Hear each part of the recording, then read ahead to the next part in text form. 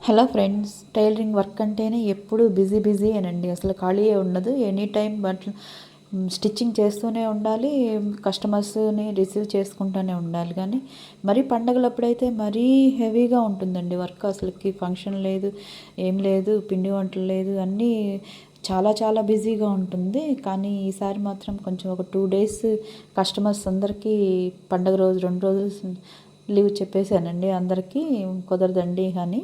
ఇక పిల్లల కోసం మనకి ఇంట్లో కూడా చేయాలి కదండి.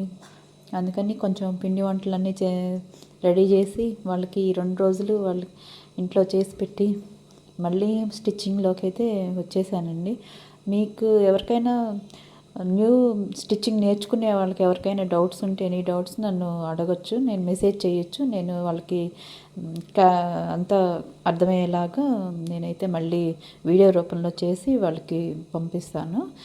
ఏదైనా డౌట్స్ ఉంటే మాత్రం ఖచ్చితంగా అడగండి.